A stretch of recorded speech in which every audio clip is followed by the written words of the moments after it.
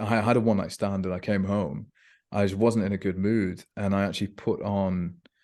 So one of my favorite pieces of music is, I don't know if you've heard it, but this fantastic adaptation of the Lord's Prayer in Aramaic. And I remember listening to that and then just crying my eyes out, really.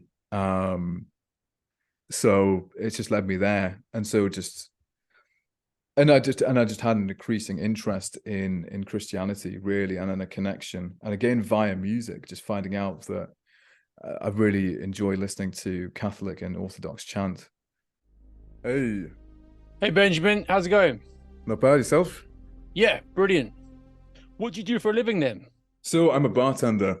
It's a very interesting insight into human nature, particularly the darker side, as it were. So for the past, I don't know, past several years, I've been working at bars and nightclubs in the center of my city. Whereas now, because I was offered a lot of money to work at a busy bar that was going to be opening, but I just decided I just don't want to be in the center of the city anymore. It's yeah, it's just quite depressing, really quite demoralizing. When I'm in a nice-ish part of the city now. I've got like a cricket pitch near me. I've got a church just down the road. If I kind of squint my eyes, it's like being in a nice, idyllic English village. But then when I start, the closer I get to the center of the town, there's just the worse I feel. So I've just taken like a little part-time pub job, which is a lot better for me. So how long have you been a bartender then? So I've been a bartender for probably about 6 years now. I've been working in hospitality generally ever since I left university. So hospitality probably is about 8 years. Right. What did you study at university? And looking back on it, what are your thoughts about it? Would you go again to university or would you miss it? Yeah, so that's a great question. Because that's part of what I'd like to talk about today.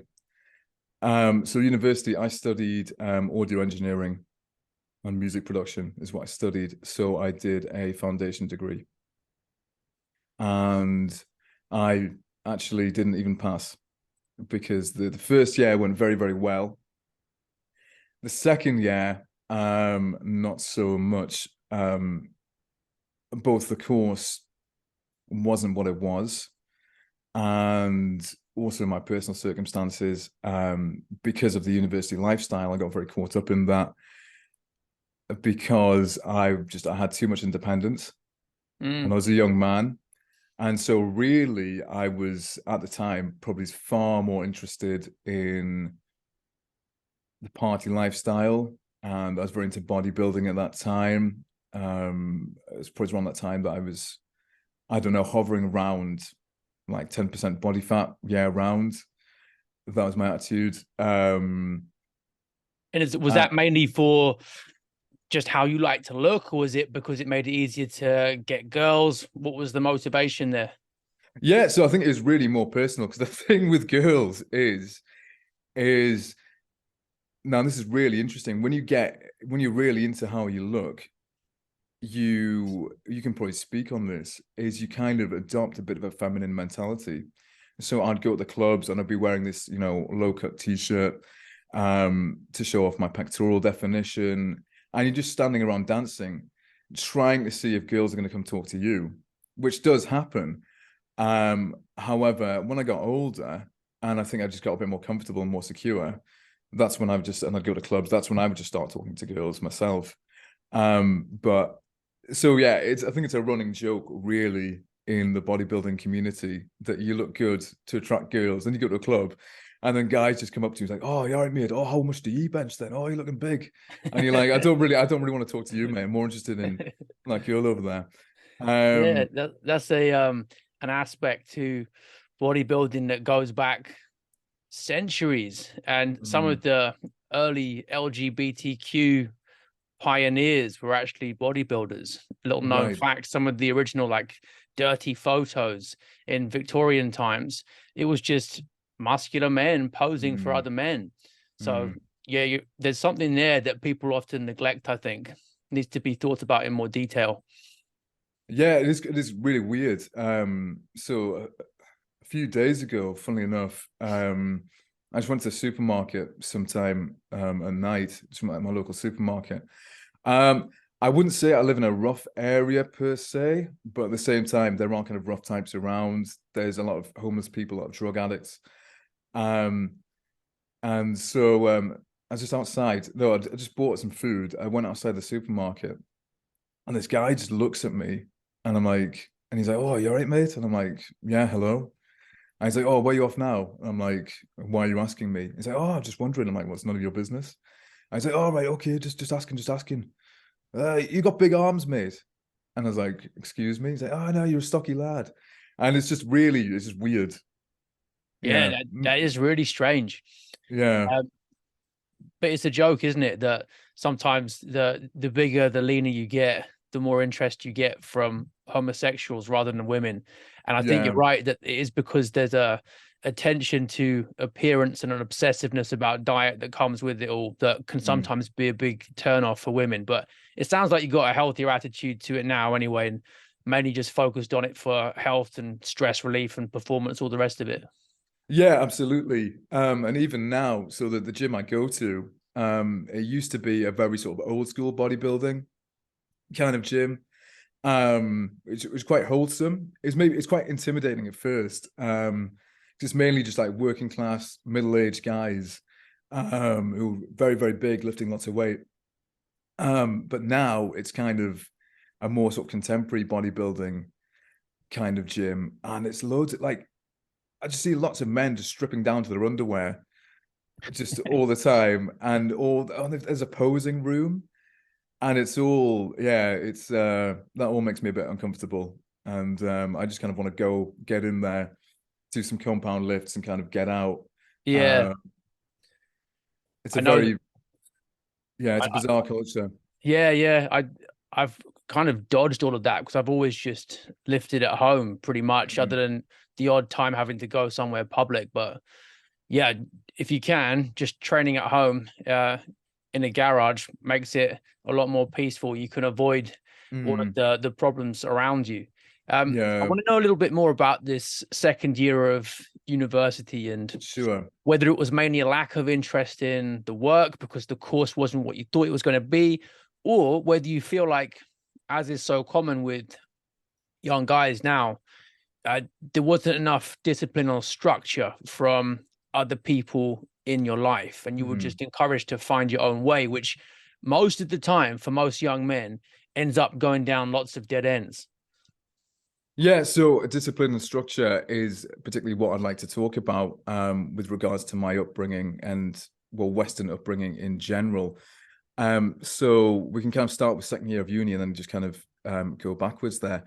So with the second year of university, it was well, I'll talk about the first year. So I had a fantastic tutor, absolutely phenomenal tutor, um, because just he's a very, very assertive guy, a very, very dominating presence, but I'd say dominating, not necessarily domineering. I understand some people found him intimidating, but actually I really, really appreciated him. Because for example, we would do an exam and then I'd get my mark back and he'd read out your mark in front of the entire room. And you'd say, "Benjamin, you've only got 5 out of 20 here. I want to see better." And then I would just go home and then I would just revise. So it'd be like a music theory exam. And then I would just revise for hours. And then I'd come back in and I'd get like 18 out of 20. And I'd be like, "Yeah, you've done your homework." And I'd never, ever in my life had anyone do that. Um, and I really relished in it because I think it'd be controversial to say now, but I think shame is underutilized. And I think you need it to a degree. And particularly for me at that time, I was a young man. Really, there wasn't much you could do to shame me because at that age, I was very cocky, very arrogant. Um, so just someone saying, "Yeah, you need to do better," I was like, "Yeah, fine," and I just understood that completely. It wasn't going to upset me in any way. So that was really good. I passed my first year with the flying colours because even I missed an exam. I thought I'd have to retake it in the summer. But the same tutor said, "Look, just you don't even need that because your grade's high enough." So that was really good. And so the interesting thing I should know is for my first year at uni, I still live with my parents. So because I went to, so I'm from a small rural town, and I just went to attended the course in just the city nearby, the city I live in now. And so I lived at home, and I still had the part-time job that I had in my hometown. And yeah, so I just had discipline, I had structure. I was never gonna sleep in and miss attending my course, because obviously my parents wouldn't stand for that. And then I'd go home and I'd see my parents and we'd eat together. Yeah, but then the second year I moved into student accommodation with one of my course mates. And then you move into student accommodation, you know, a good month before you start your course. And then I move in. Yeah, it's the first, so obviously, you know, I moved my stuff in. My parents gave me a hand getting my stuff into my student flat. And my flatmate hasn't turned up yet. But another friend from my old town is in the same student accommodation. So we meet up, and then 2 bottles of wine later, I meet up with my course mate, and then we go out. And I remember I don't think I've ever gotten so drunk in my life. I think I got so drunk, I just woke up fully clothed. So I just completely passed out. But then you do that, and then when you go out clubbing all the time, you just do get addicted to it. And then when you don't get out, you're not going out, you're getting jittery. And you just want to meet more people, and you want to get with more girls. And again, tying into the bodybuilding thing, you like the gratification when people say, "Oh wow, oh you're so ripped, you're so this, you're so that." I think mistakenly I had this idea that I was gonna, you know, from a small town, I was gonna be going to the big city. I'd be surrounded by all the other guys would be in phenomenal shape, which fortunately wasn't true. But I was a bit wary of that, so I wanted to make a good impression. So I just got fixated on that and whatever the predominant culture was at the time. So by the time I started my course, I'd even forgotten about why I was even at uni. Why were you there? Why did you apply for the course in the first place? Was it just based on what you'd enjoyed at school, or was it that it was totally different from school and you wanted something new? Sure, yeah, it was what I enjoyed doing while at school in my spare time. So I had a big passion for music. Particularly, I had an aptitude for the technical side of recording, which is something I still do. And it's something I really enjoy doing, something I'm talented at doing. And so I did that at school, although I've never ever been academically inclined, and this is something we'll get to as well. But yeah, fortunately, I did actually get the sixth form. There was a possibility that I just wouldn't, because I wasn't particularly dedicated when it came to revising for my GCSEs. And really, the reason I went to uni was, well, just teachers just sort of pushed me into it, really, as they would with all the other students. They're like, well, you're in sixth form, you made it to sixth form, obviously you're going to go to uni. And my parents were behind me on that as well. And also, naturally, they wanted me to move out. So, so that was really, it's more just, what else am I going to do? And probably it's likely my parents gave me an ultimatum of, well, either you go to university or you get a full-time job and you move out. And so that was that, really. And looking back on that juncture in your life, would you do the same again, uni? And then if so, what would you do differently in year two?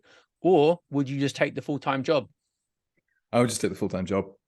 Why is And that? then, because I think at that age you don't really know what you don't have the best idea of what it's best for you to do. So I was, for example, I was really passionate about music production, audio engineering, but quite frankly, all the ability I have now, it's entirely autodidactic. It's really what it came from. Funny enough, my second year of uni, the course wasn't very good, because we went from having very technical lessons, and it being exam based. Every week we do some sort of exam, to just lectures, really, which is great. They do lectures on music history, for example, which I enjoyed attending, but that has nothing to do with the actual course. There's nothing technical about it. So I just spent most of my days just on my laptop, just making tracks all the time and just honing my skills as a producer and releasing them and getting feedback on them. And then I'd record other people, or I'd record for my own bands, or I'd join bands and play with them. So I was just very proactive at engaging in music. But my attendance must have been well below 50%. And from what I've understood now from working in bars and working with other students, is that's actually very, very much typical now. And I'd talk to guys who hadn't been to uni in like a month. Or I'd talk to guys who would just say, particularly, I'll be quite frank, particularly when it's young men from working class backgrounds who've been pushed into uni, because I think you'll probably know more about this than I will, because your teaching background, but I think when I was at school, you could leave at 16. And then I don't know when they brought in at some point in the 2010s, it was either at 16 you get an apprenticeship or you have to go to sixth form. Is that correct? That's it. Yeah. Yeah. It's not a great idea, because you used to have, even before, when the grammar school system was more widespread throughout the country, there was an acknowledgement that around age 13 or so, you could start to see who was more suited to an academic pathway. And then they were the ones who might be among the 10% of students who went to university for free. They didn't pay anything at all. And they were the most academic and might end up in civil service, etc., and be giving back to society with that free university education they'd got off the taxpayer. But then maybe it's partly to do with universities becoming a big industry, a lot more money's involved and all the loans, etc. We've got this idea that everybody should go. But I don't think that's worked out well for many people, because even if you are passionate and have got a little bit of academic talent, you can quite easily sink a lot of money into a degree and then end up with a job totally unrelated to it. Well, yeah, precisely. And that's just what I've observed. And in a way, my failing uni worked out better for me, because I was only doing a 2-year foundation degree anyway. But what I did was, I knew I was going to fail. I knew I was going to get kicked out of my student accommodation. And I knew that my parents weren't going to let me come home, because they've made it very, very clear that you're not going to come home. Which I'll get to as well, which is interesting. So what I did is literally, I'd been talking to this woman online who's from the States. She moved to the UK and she'd moved to the Southwest and gotten a job. And she was just like, look, you can just come down where I am and I'll give you a job. And so that's what I did. So probably before my tenancy was even up, I just moved to the opposite end of the country, and started working at this stately home, which is a wedding venue. And I was just doing, so I went from, I was sitting in my student accommodation, probably, I was working on music, but also there was a very degenerate culture around, very acceptable to just drink in a day or lie around eating junk food, watching telly, that sort of kind of culture. So I'd gone from that to, waking up at like 6 a.m. and chucking around bales of hay and learning all sorts of skills and, riding around on a tractor and all this sort of thing, which is really good. And so I was there, and I kind of worked my way from the bottom, doing all these odd jobs, to actually becoming a manager at the venue by the time I was about 23. Whereas all my friends who'd gone to uni were living with their parents and were unemployed. Yeah, it's an important lesson for people there. One of the things that got me in trouble a bit when I first started teaching, not at fancy schools, just normal schools, was that I wouldn't encourage all the kids to go to university, especially some of the working class boys who weren't academic. They might be pretty intelligent in a practical way and great common sense, but you can just tell that they wouldn't really relish the opportunity to have 3 years of reading about a subject because it's not something they're really into. I would just be quite blunt about the fact that there are probably smarter ways for them to spend those 3 years from 19 to 21, 22 than on a degree that they're largely not going to attend, and be what, 20 grand down minimum if it's the cheap one by the end, sometimes a lot more. Yeah, absolutely. I'd say it's concerning all around, even with those who are academically inclined. Because even yeah, because a lot of the degrees they'll go for something that interests them, but just will not guarantee a career at all. And even so, yeah, so I came into some money a few years ago, and one thing that was considered was, would I go back to uni? And I was considering studying law.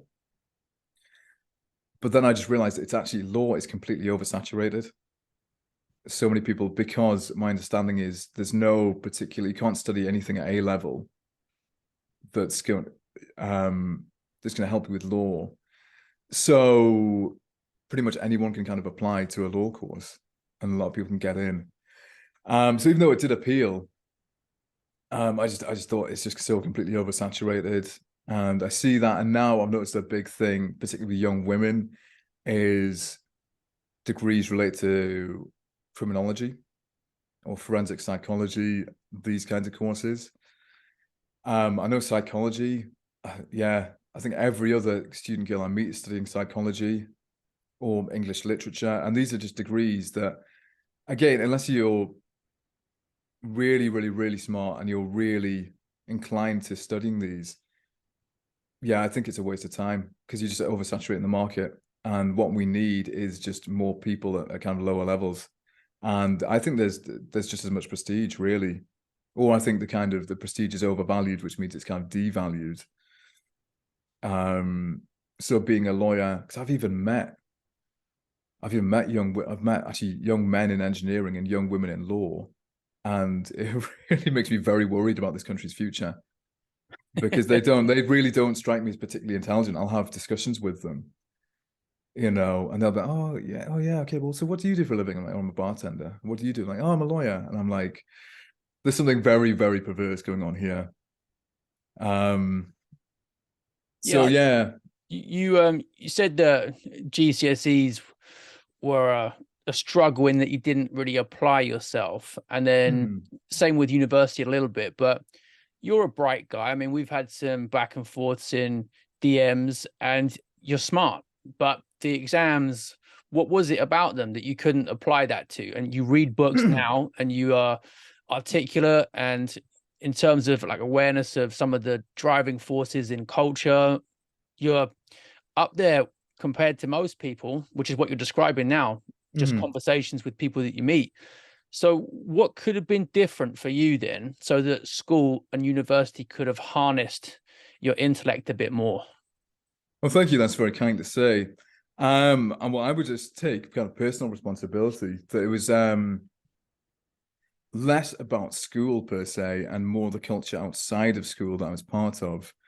So I'll take it back to, okay, so where I'm from, there's a 3-tier system.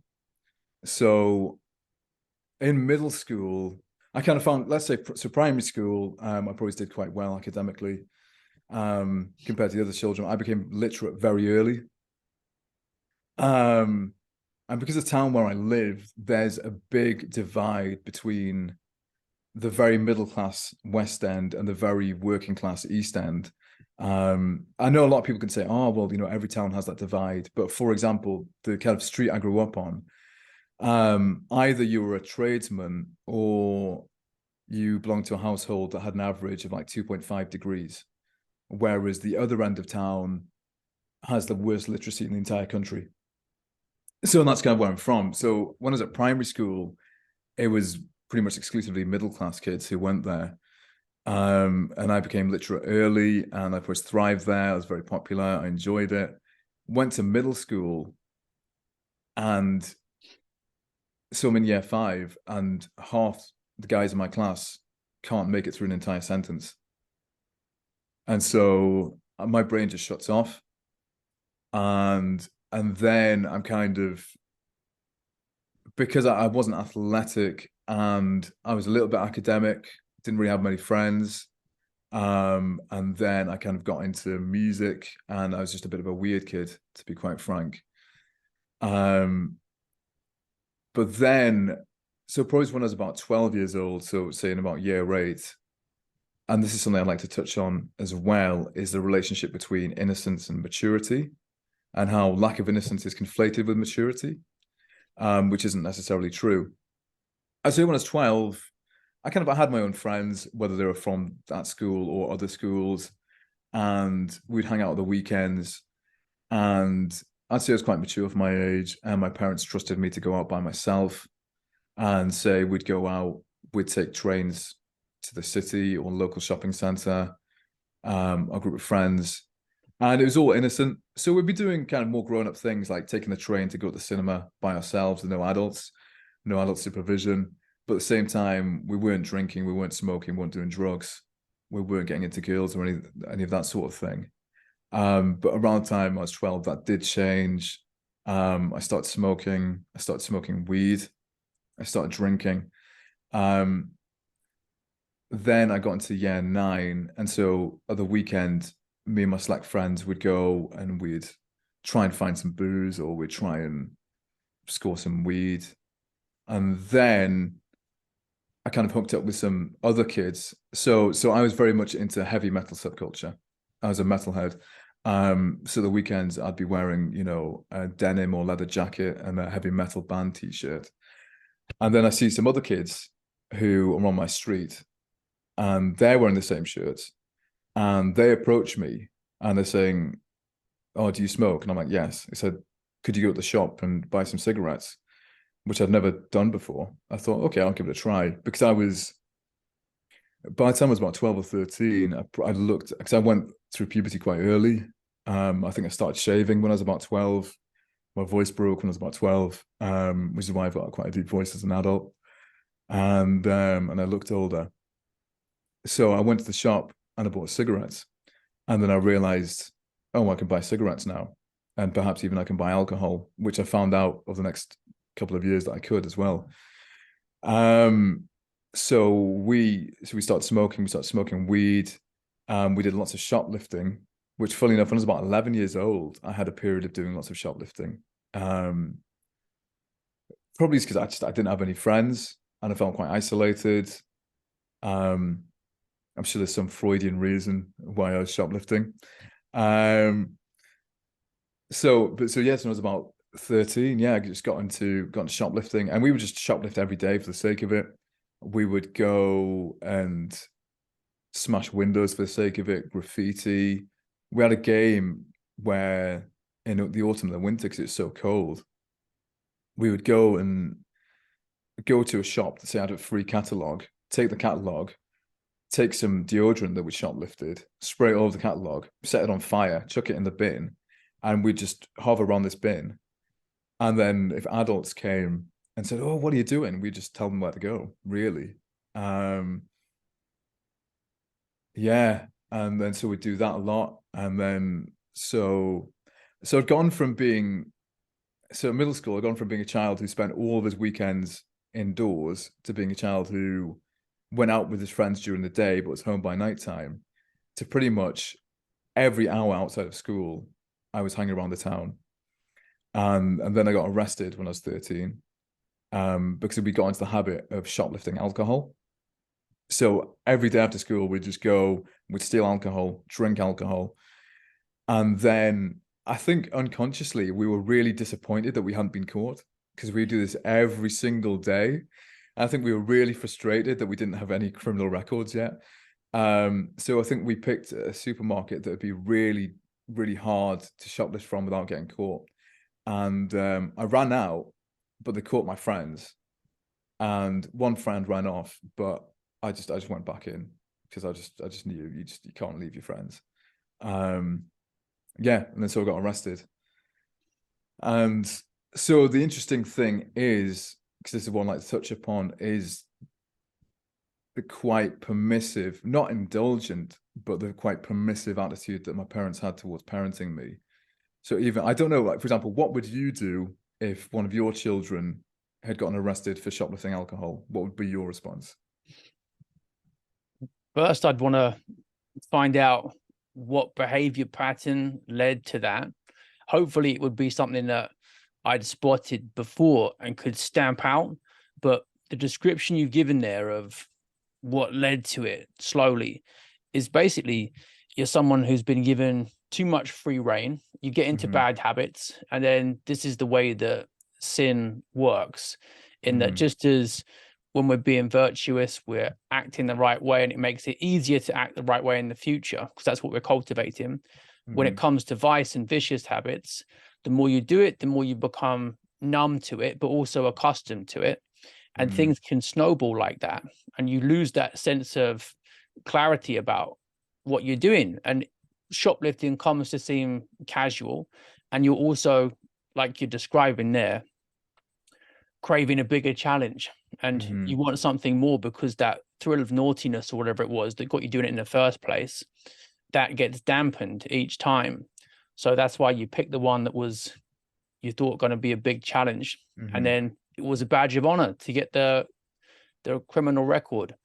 Now, if for some reason I hadn't been keeping an eye on what one of my kids was doing, and this took me by surprise, my response would just be massive clamping down on freedom. So they don't have the opportunity to misuse it in that stupid way. There's a point that Aristotle makes in the Nicomachean Ethics when he says that with kids, they don't understand what the right way to behave is at first. You just have to force them to behave that way. And then later on, when they're older, they'll say, oh, right, now I've got the understanding of that's how I should behave. At the time, it's just how I was being made to behave. So when it comes to study habits, for example, let's say we have half an hour homework after school every day, and the parent is just enforcing that, and the kid thinks, what is the point of this? But then later, might have been in that second year of uni or whatever, you see, right, just this little bit every day keeps me consistent. I can review things, I can plan ahead. It means I don't fall behind. That was actually a really smart idea, even though I hated it when I was 13, 14, 15.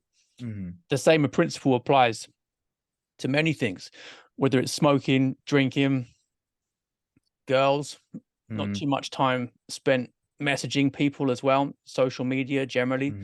Parents have to impose boundaries that kids are going to kick against, but it's the whole thing. It's a child, it doesn't understand why this is the correct thing to do yet, but will do later. Yeah, precisely. Yeah. Yeah, so at the time, I think it was probably quite difficult for my parents because I think maybe they were conscious when I was in middle school. I just didn't have many friends. I wasn't going out. And now that I did, I think they just really just wanted to count their blessings about that. But they did. But their response to shoplifting was, this is quite interesting. So I was brought up Quaker. So I wasn't grounded, but I was given a weekend of reflection. So that was their punitive measure, really. But I think just dealing with the police was enough that I was like, okay. Because when you're that age and it's the first time you get arrested, the police, they're quite lenient with you. And they make it clear, look, we're being nice today, but when we catch you next time, we're not going to be. But at the same time, they're still quite lax with teenagers because I know lots of guys who did, genuine criminal activity in their teens, and they all talk about how they get away with everything until they turn 18. And then they turn up in court and they're laughing, thinking they're going to get away with it, and they get a 5 stretch. And that's a big wake-up call. But anyhow, so that was that. And so I did start to behave myself more, but also at the same time, I kind of achieved what I wanted. I'd been arrested. I had that street cred, as it were. And then plus I was getting into playing in bands, and there were girls as well. Yeah, so I was going to say, you're around what age, 13, 14 now? Yeah, yeah, All right. And you're going through puberty quite early, so you're interested in yes, girls, yeah? yes, yeah, yeah. So girls, yeah. So I guess I became active around the age of was it 13, 14, and that was typical of my friendship group as well, really. And again with the supervision. So I had my best friend lived out in the countryside, and his parents owned a caravan park. And if there's an empty caravan, then we could just go and have parties in it.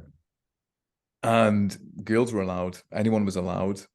And you can just imagine what a bunch of, you know, what 14-year-old boys and 14-year-old girls are going to be getting up to. And I'd also started at the weekends going into the city as well, where lots of teenagers would sort of congregate on the local green and just drink alcohol, take drugs.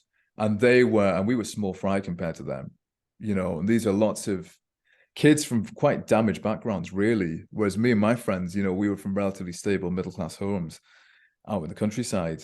In the city, these are people they've been in care or they've been homeless and all this sort of thing. They've probably even been sexually active from an even younger age, which is very concerning. So I was exposed to that as well. So again, talking about maturity and innocence, I kind of felt in some respects I was more mature at the age 12, where I was just responsible, and I could be trusted by my parents just to, take the train to the city and be back by this time. To my parents just not knowing where I was, and even when I go in the city one time, it took a good friend who'd never been drunk before. And so our intention that day was to get him drunk. And everyone was drinking. So you could literally just go up to someone and say, "Oh, can I have a sip of your bottle?" And we'd have a sip of that. And he was within half an hour, we were drunk, but he was absolutely legless. He just didn't know what planet he was on. Um, and so he was nearly passing out in the center of town. And fortunately, it's a middle-aged couple bought him a bottle of water and said, "We're just going to call the ambulance." So I had to, and so my parents were ringing me, wondering where I was, and I'd say, "Well, I'm in the hospital right now." So yeah, so it's probably quite concerning. So I think I was only 13 when that happened. Yeah. Yeah, that's a really interesting point that you were more mature before all this hit. And I think that should make people think about the fact that because some of the impulses and the tendency to test out boundaries and, if possible, just push them over, get stronger as you get older as a teenager. You can become more impulsive. You have worse control over Mm-hmm. your feelings and behavior than you Mm-hmm. do when you're a preteen. But this is the exact time when a lot of parents think that teenagers need to be given more freedom. And Mm-hmm. sometimes it just results in misuse of it, as you're Yeah. describing there. So when they're pushing against the boundaries, they need to actually feel something push back. And for you, it seems like the police gave that a little bit, but it needed Yeah. to be not a one-off, but just more consistent, so it can actually shape you into something during those years, rather than just basically dissipating into some behavior that doesn't really form your character well.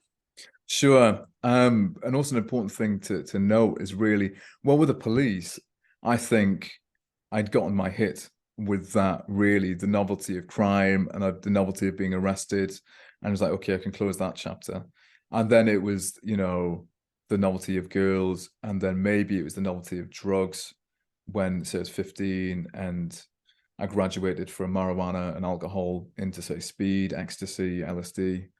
Um, it was all about novelty. And I think even to fast forward a little bit, when I was 16, I kind of experienced, or 15, 16, I experienced a very crushing sort of depression, really. Um, and I think it was it was just this kind of, it's probably various things, really, but to kind of go back to this idea of novelty, um, I think that was it. But I didn't have anything aside from music. I didn't really have anything productive outside of that. Um, Whereas now, as an adult, I pursue novelty by, reading a new book or getting into some new hobby, or, whatever, trying to, get a new 1 rep max, all these kinds of things, still doing music, and I'm probably far more disciplined, or, learning a new song every day is probably how I would pursue novelty. But back then, it was really just all these more sensual kind of more stimulation, really. I don't think I considered intellectual stimulation. And so that's why at school, to touch on that, I just didn't bother, because what was the point? The teachers weren't strict on me. My parents weren't really strict on me. As you've said, being a parent, the real work is when you come home. But then when I really, home was just where I was when I wasn't out. And again, yeah, my parents were very permissive, because I'm reflecting on when I was 14, 15. And I'd calmed down a bit because I wasn't engaging in the criminal activity or anything like that. But like, when it came to summer, as soon as summer hit, regardless of whether I was at school or not, I'd say 4 days out of 7, I'd have friends staying over. And we'd be staying up late, and then I'd go to school, but I'd skip school regularly. I wouldn't really pay attention. For me, going to school was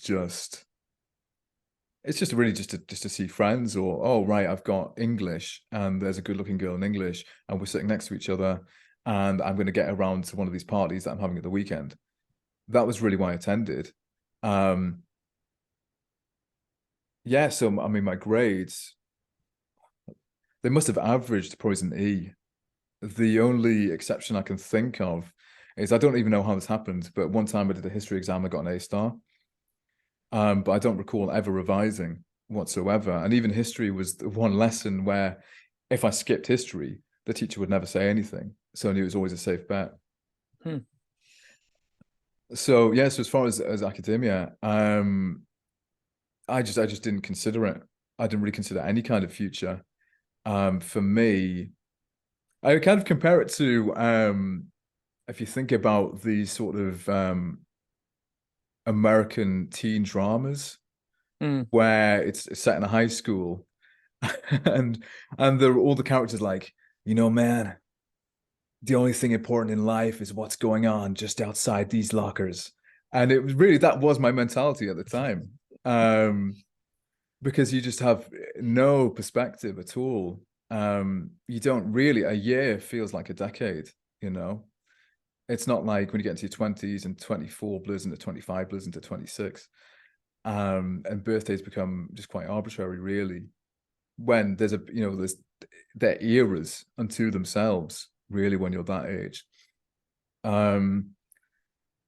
So yeah, so just as far as parenting went, yeah, very permissive. I think my parents' mentality was, if we let him do it, he'll be open about it, and then he won't take it too far. Which, I mean, there's maybe some truth. For example, if I did drugs and I was ill, I could say to my parents, yeah, you know what, I'm just very, very high right now, or, I took speed last night, which is why I haven't slept for 2 days, that sort of thing. But I don't know.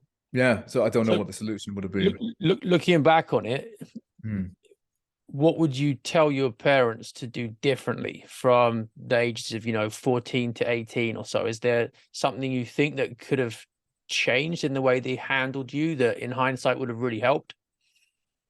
Yeah, that's a really good point. I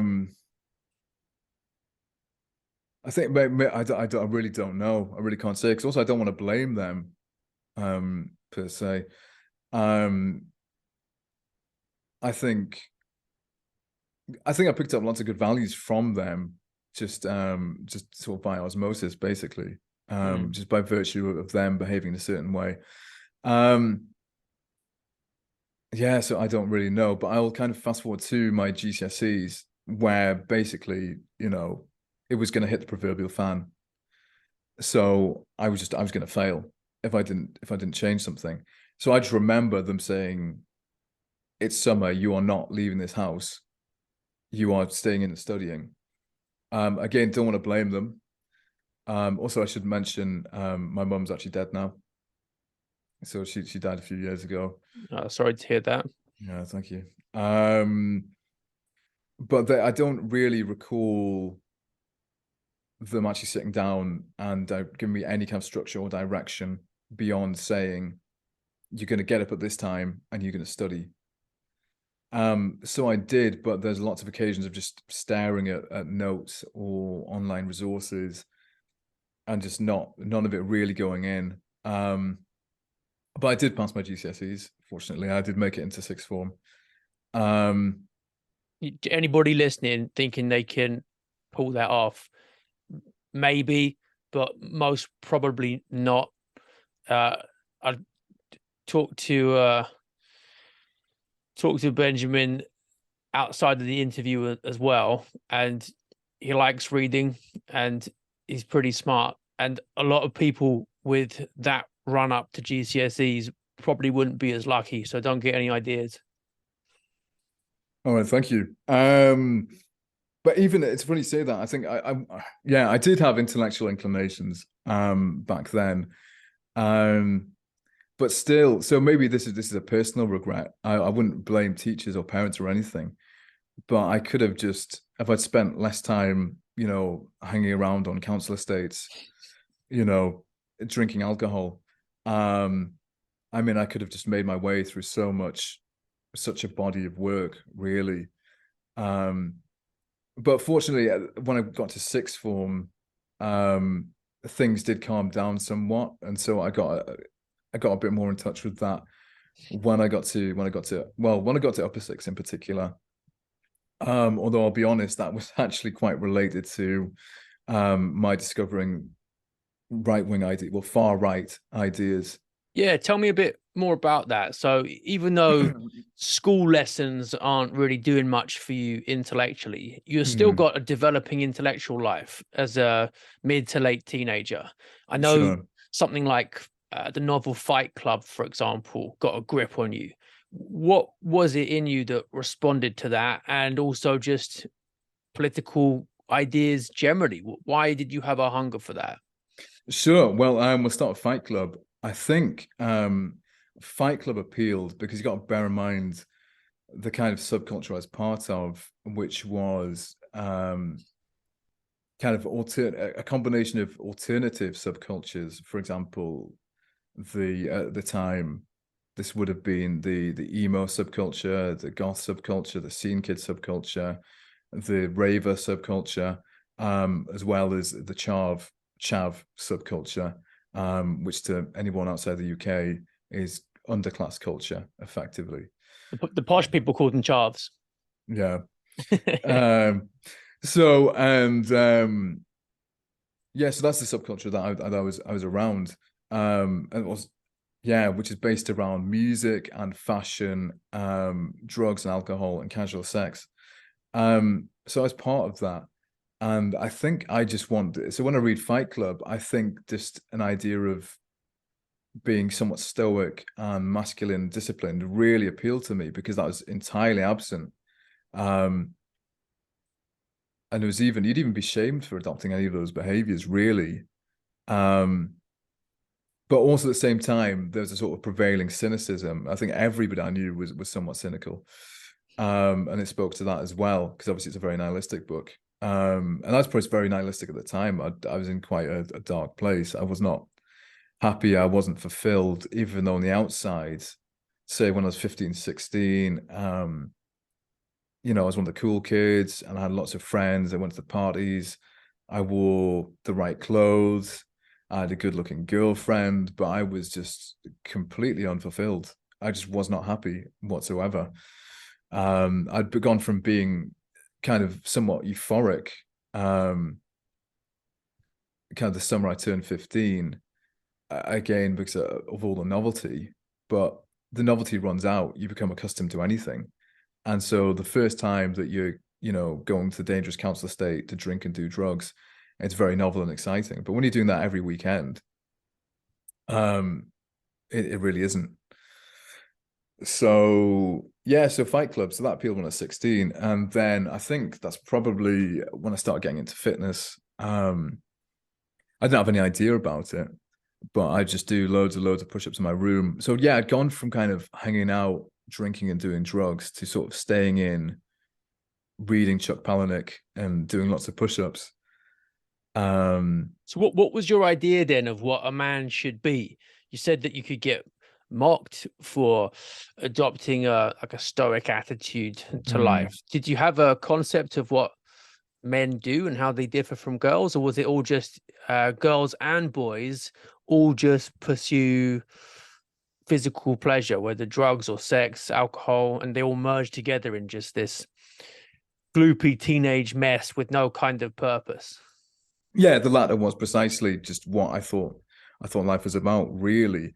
And if anything, I saw perhaps adopting a more masculine mentality as just a means to an end. You know, if I can get more girls, for example, or just have more or higher status, more prestige amongst my peer group. Which it's kind of funny because in hindsight, I think, why was I looking for approval from these people? Now, these days, I mock them. You know, if I go to a party and people are taking drugs, I just mock them because, and I say, well, why aren't you taking drugs? And I'm like, because I've got self-respect, you know? Um, so, but obviously back then I didn't have that kind of strong core I didn't have that perspective that would allow me to do that. How Um, did you get that change perspective? Just figuring out that it was a dead end, or was it a new insight that you had from a conversation or a book? What changed your outlook? Because some people never get out of that outlook; they just stay teenagers for their whole lives. Sure, sure, absolutely. I think just gradually acknowledging once I was in my 20s, that there was this perpetuated adolescence, or I had an attachment to adolescence, and then I think probably when I was about 24.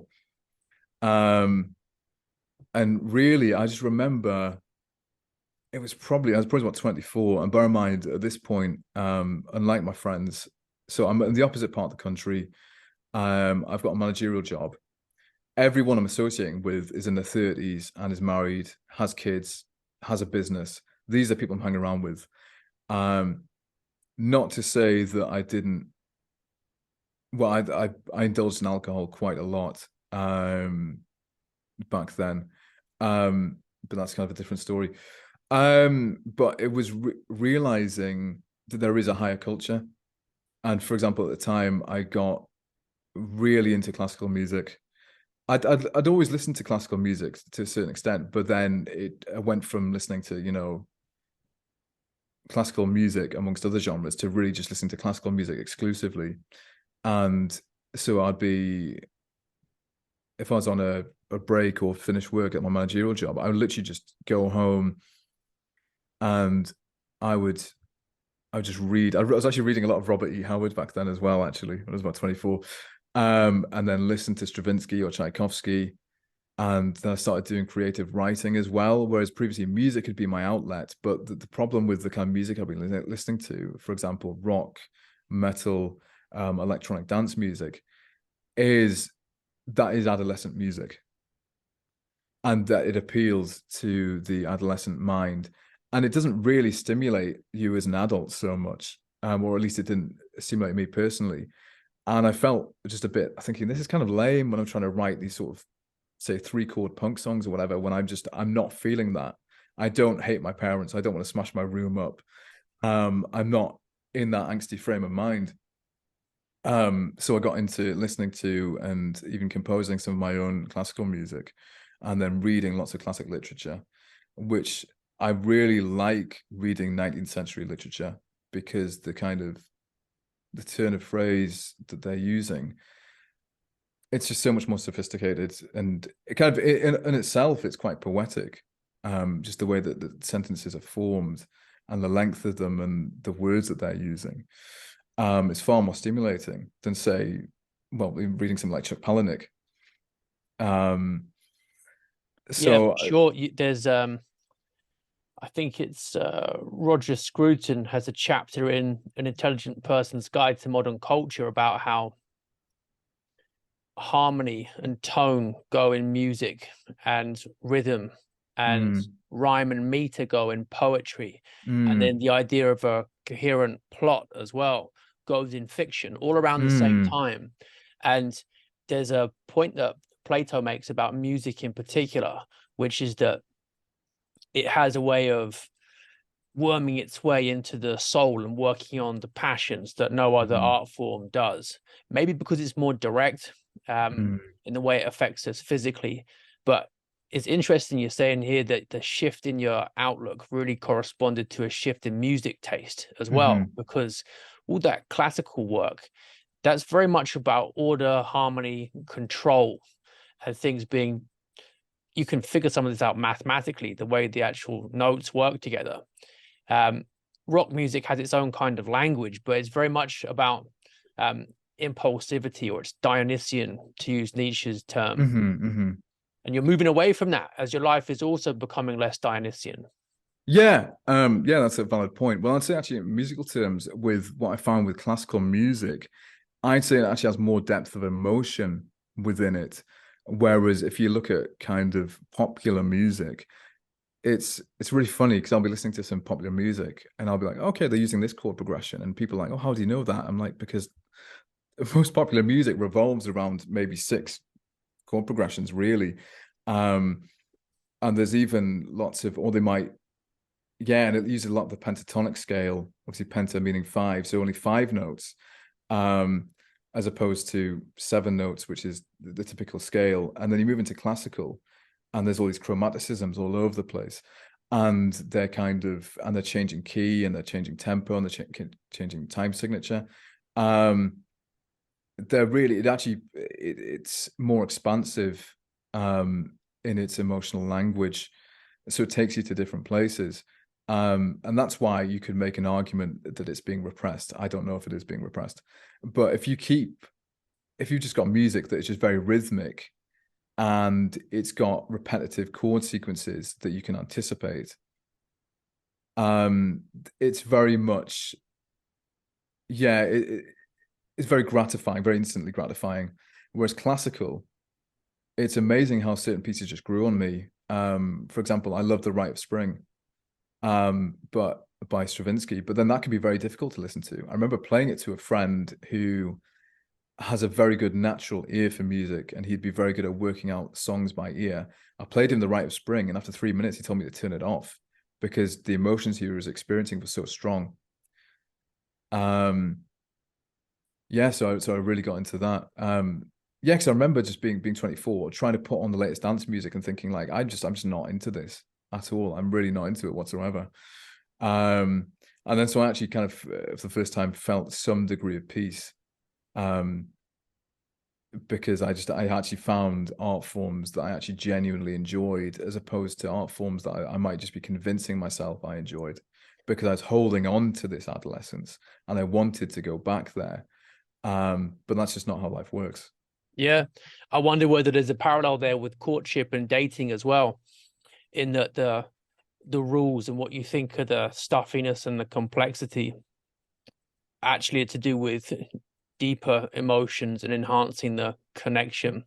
Whereas the rock music, or even below that, if you're thinking about grime or some of the lyrics Mm, about girls in rap and hip hop, mm, uh, that's some of the most degraded sexual content you can get. It seems on the mm. surface to be really highly sexualized, but really there's a kind of numbness to it. Yeah, precisely. I think what we're really touching on is just a sort of culture of superficiality. Because there's an anecdote I was thinking of sharing, because I know that because I began to notice this when you pointed out the kind of link between um, male heterosexual sort of player, pickup artist sort of culture and homosexual culture. Um, so went through a period in my sort of my mid-20s of associating with a friend who was really into that, and we'd go out clubbing together and just to chase women. But then I found out later that he actually did gay for pay stuff. And he was what I noticed about him, he's a person you could kind of be friends with him, but you'd never really know him.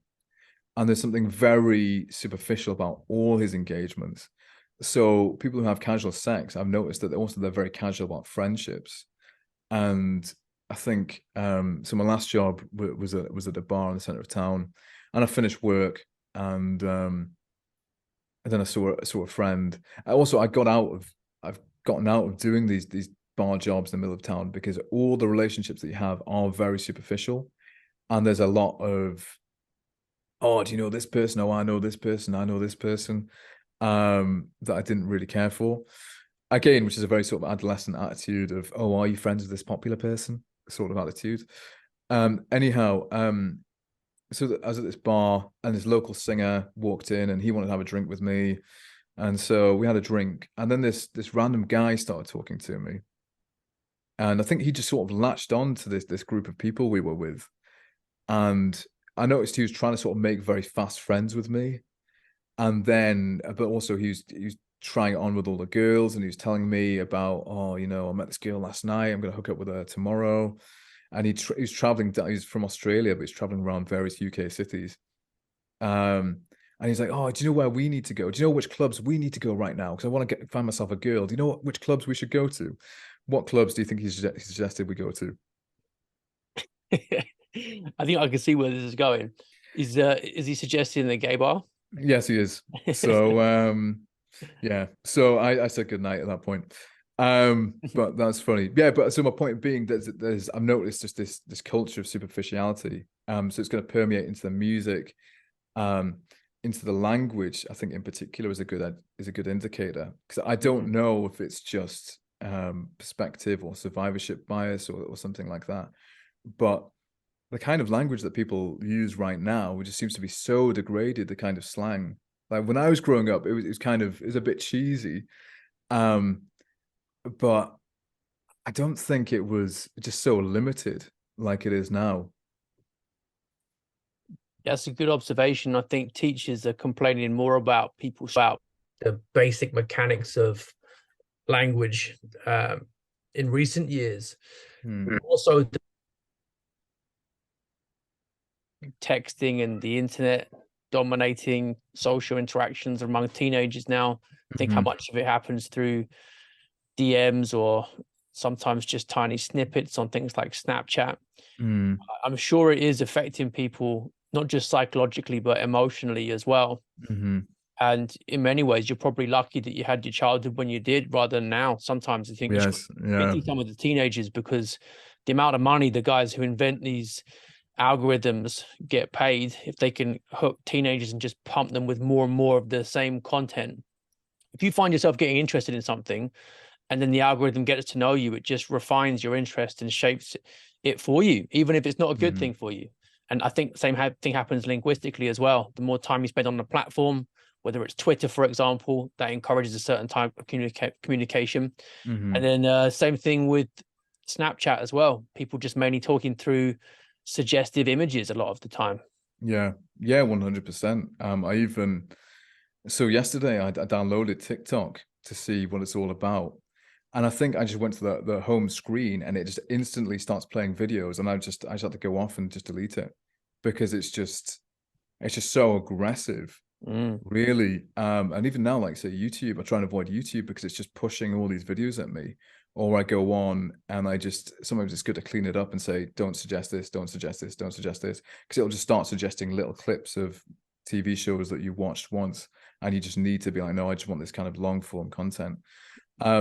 So the internet is very interesting. It's kind of like wealth in the respect that it's just morally ambiguous. But the more, in the same way that the more money you have, the higher the risk that you can become degenerate. It's the same with this information overload as well. Yeah, sorry, I remember you wanted to know about my forays into the far right. Yeah, let's finish with a kind of recap of your intellectual development over the last couple of years, because you got interested in some of these ideas as a late teenager. Yeah. And then whether they were important to you during university, that would be good to know. And then where you are now and why. Yeah, sure. So so when I was in upper six, so we were studying The Reader and Goodbye to Berlin. And so when I was composing essays, I remembered a quote from somebody called Varg Vikernes. Don't know if you've heard of him, but he's a very prominent. So he started off as a heavy metal musician who burnt a church in Norway, got imprisoned for murder, and then he's been very involved in the far right. He's a sort of pagan, a far right nationalist. So in researching, because he had a quote that says the Nazi ghost has haunted Europe. And so I referred to that. And because I was interested about what he's saying, I started reading what he was saying. And then so very quickly, I kind of got into the far right that way. And back then, there was no kind of alt-right or soft far right. It really was. There's just neo-Nazism, effectively. So I got very interested in that. And going back to what I said, because I wanted to get away from the sort of the degenerate culture, I think the far right kind of provided something for me there. This idea of higher ideals. Also at the same time, in the same way that when I was 13, I liked being a criminal because it was kind of edgy and dangerous. And when I was in my mid-teens, I liked doing drugs for the same reason. Or when in my late teens, being identified as the racist guy was kind of exciting, really. So that was my forays into the far right, and then I guess that continued into uni. Although at the same time, I was living a quite degenerate lifestyle because I kind of wanted to have the higher ideals of nationalism, but at the same time, I liked having the low body fat, going to clubs, drinking, one night stands. And then again, once I left uni, as I touched on before, I think I just wanted to get in touch with the sort of the higher ideals, really. But as far as politically, but then I was also very into the manosphere as well. I discovered the manosphere at the time when I went to uni because I think just my interest in bodybuilding naturally led me to the manosphere. So I got into those ideas about sex and gender, sex and or gender, maybe I should say, through that. And where are you with that now? Because it seems like there's been a shift recently in that, and trying to move away from some of the behavior patterns that they encourage. Yeah, absolutely. And again, when it comes to, it all really comes back to this higher culture, and really the romantic love and marriage and commitment is just so far above casual sex, which is just it's just completely unfulfilling. As I talk about one night stands and people say, "Oh, you had a one night stand, that's good." I'm like, well, you can't hold on to it. But it was always something I could say. You have it. There's the pleasure of the act, and then maybe there's some afterglow afterwards because you feel like a big man because you've had a one night stand. Does not last. It really just does not last. I cannot stress that enough. It doesn't matter how many girls, doesn't matter how good looking they are. It doesn't last. And because you don't have an emotional connection with them, it really gives you a flawed perspective on your own self-image because you don't know, did she just like me because she was a bit drunk? Was I just in the right place at the right time? Did she just like me because I'd been dieting that week and so I looked really good? These kind of things you just can't take it home with you. Whereas if you've got a wife who you've been with for a long time, you don't, there's no doubt in your mind that you've got this reciprocal relationship with them. Yeah, so I guess it's a recent thing, but naturally just with casual sex, it's just become it really is like a drug. I heard a great analogy. It's like the first time you do a drug, you get 100% pleasure, 0% pain. Next time, 90%, 10%, 80%, 20%, etc. It is the same with casual sex. So now, so the last instances of fornicating is really, it just gets worse and worse. Even I think a few years ago, I had a one night stand and I came home. I just wasn't in a good mood, and I actually put on. So one of my favorite pieces of music is, I don't know if you've heard it, but this fantastic adaptation of the Lord's Prayer in Aramaic. And I remember listening to that and then just crying my eyes out, really. So it just led me there. And so just and I just had an increasing interest in Christianity, really, and then a connection. And again, via music, just finding out that I really enjoy listening to Catholic and Orthodox chant. I still do to this day, really. Probably more so than I listen to any popular music. That's good to hear. So, Mm. what's the direction of travel for you now? Have you got any particular goals for the next couple of years, or are you just going to continue trying to cultivate these interests and these new attitudes? That's a great question. I don't really have a plan as such, but I do just kind of I'm not going to say I put my faith in God in a sort of fatalistic sense, because you can't just sit at home and expect things to come to you per se. But I do find that once I adopt these attitudes and I make these lifestyle changes, it does come.